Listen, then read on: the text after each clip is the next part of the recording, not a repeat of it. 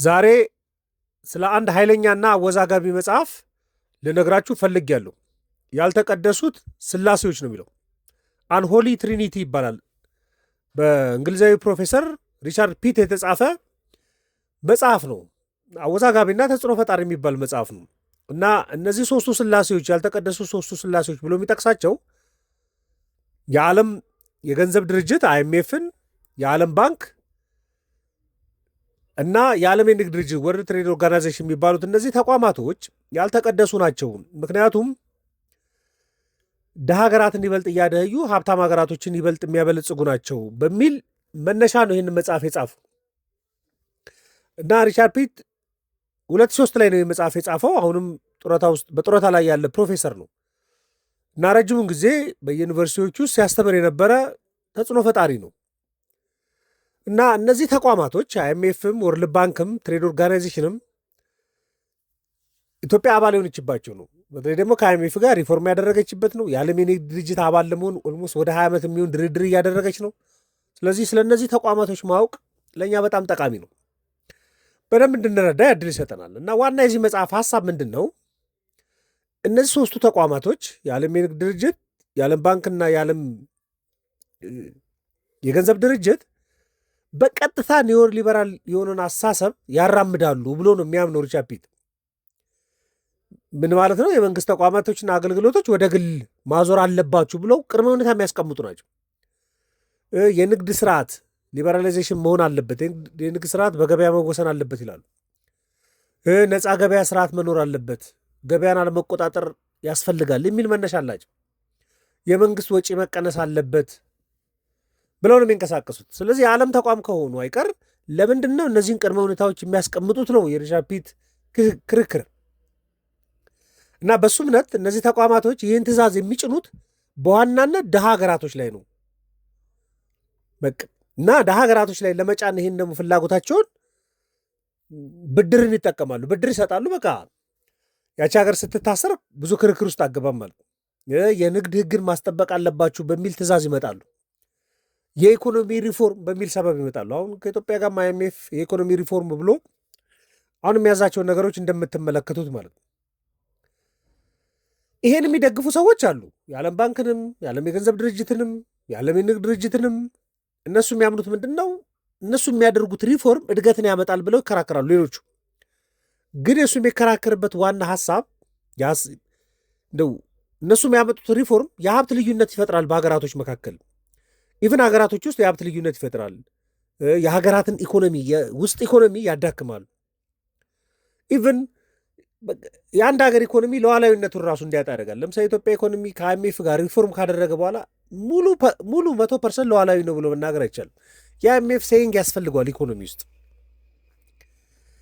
እነዚህ ተቋማቶች የተቋቋሙት በዋናነት በ1944 ነው። አሜሪካ ውስጥ ነው የተቋቋሙት። የብሪተን ውድ የሚባለው አግሪመንት ነበር እና ሁለተኛው ዓለም ጦርነት ሊጠናቀቅ አካባቢ ስለነበረ 44 ሀገራቶች ናቸው እና የ44 ሀገራቶች ወደ 730 ተሳታፊዎች የነበሩበት ብሪተን ውድ የሚባለው ትልቁ ስብሰባ ነበረ እና የሚገርማችሁ እሱ ውስጥ 3 የአፍሪካ ሀገራቶች ነበር የነበሩ። አንዷ ኢትዮጵያ ነች፣ ሁለተኛዋ ግብፅ ነች፣ ሶስተኛው ደቡብ አፍሪካ ነች ይሳተፉ የነበሩት ከ44ቱ ሀገራቶች መካከል ማለት ነው።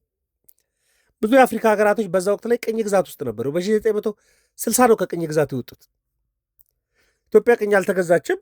ግብፅ ቅኝ ብትገዛም ደቡብ አፍሪካም ቅኝ ቢገዙ በዛው ተሳታፊ ነበሩ እና በዋና ዓላማው የዛ ስብሰባ ብሪተን ውድ የሚባለው ስብሰባ ምንድን ነው? የተዋጣለት የውጭ ምንዛሬ ስርዓት ለመዘርጋት አስበው ነበር እና ዋና የሚባሉ ተቋማቶችን መስርተው ነው የተጠናቀቀው። አይኤምኤፍ እነ ወርልድ ባንክ የተቋቋሙበት ማለት ነው።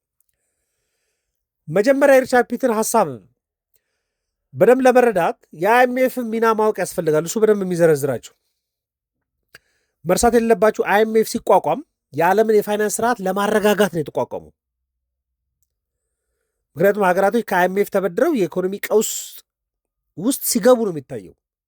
ግን ዓላማው የሚለው ምንድን ነው? የፋይናንስ ስርዓትን ለማረጋጋት ተብሎ ነው። ግን በአይኤምኤፍ ብድር ሰበብ አባል ሀገራቶች ችግሩ ሲገቡ ይታያል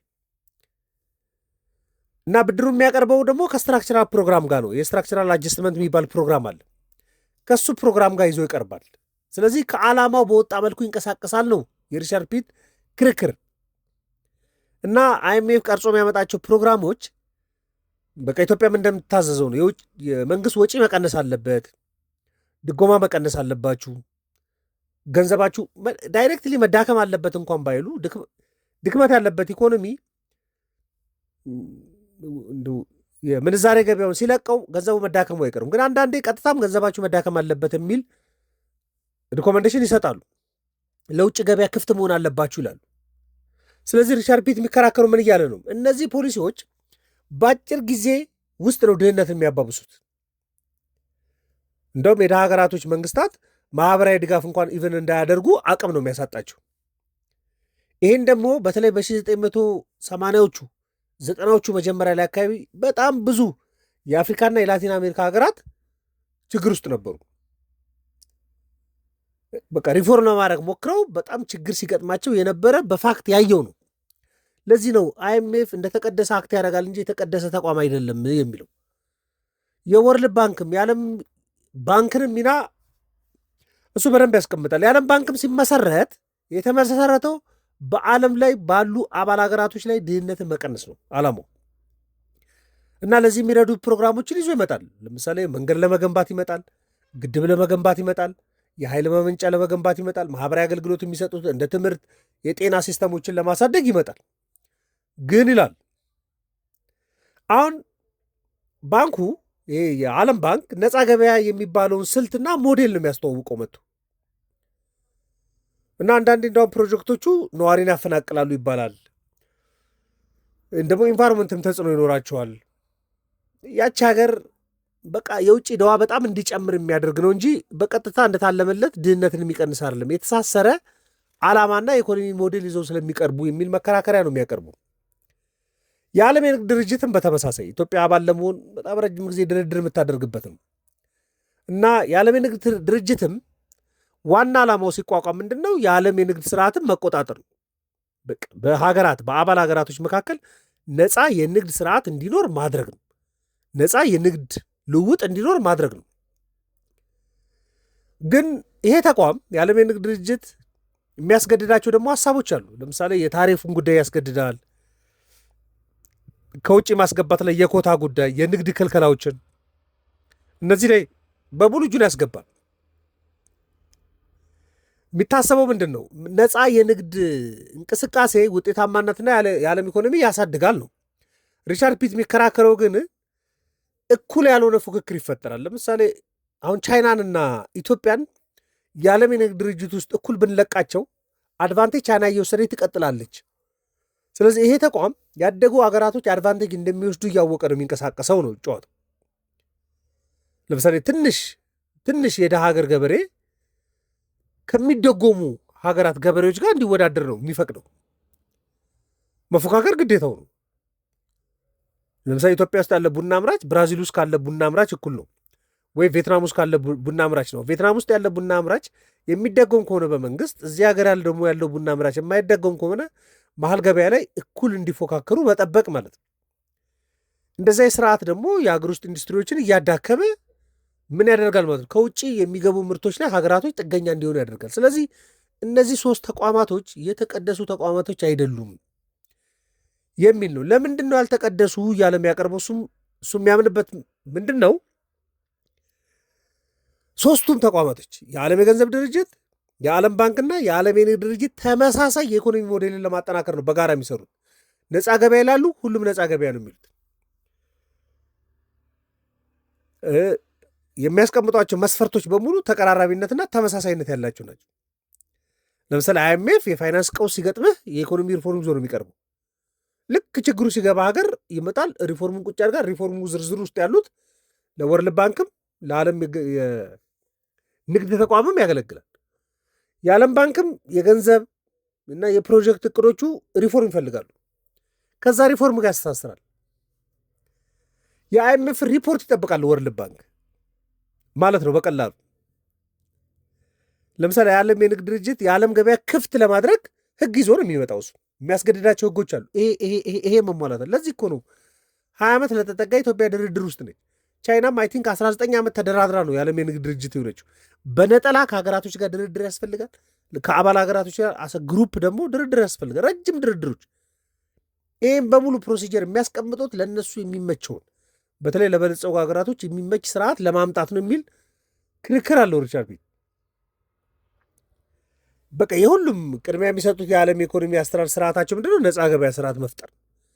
ነፃ ገበያ ስርዓት ውስጥ ያልገባ ሀገር አክቲቭሊ መሳተፍ አይችልም። እንደዚህ ሁኔታዎች ውስጥ በቀላሉ የሚጋብዙ አይደለም።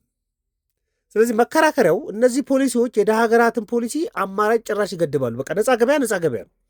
ነፃ ገበያ ሳልሆን የዓለም ንግድ ድርጅት ውስጥ ፓርቲሲፔት ለማድረግ መቸገር፣ ነፃ ገበያን ሳይፈጥሩ የወርልድ ባንክን ሪፎርም መጋራት መቸገር፣ ነፃ ገበያ ስርዓትን ሳይገነቡ የአይኤምኤፍ አባል ሆነው አባል እንኳን ሊሆኑ ይችላሉ፣ ግን የአይኤምኤፍን ድጋፍ አግኝተው ከድህነት እንዲወጡ ሁኔታዎች አይመቻችላቸውም። ስለዚህ ደሃ ሀገራቶች ወደዱም ጠሉም ከላይ የሚጻፍላቸውን ሪፎርም ይከተላሉ ማለት ነው። ሪፎርም አቅርበው እንኳን አስተኪተው ቢያጸድቁ እንኳን የአይኤምኤፍ ሴይንግ አለበት። አንድ ኢትዮጵያ እንደምትከራከረው እኛ ያቀረብነውን ሆም ግሮ ኢኮኖሚ ሪፎርም ነው አይኤምኤፍ የተቀበለው ይባላል። ግን አሜንድመንቱ በሙሉ ከታየ አይኤምኤፍ ፍላጎት ያለባቸው ናቸው ሀሳቦቹ።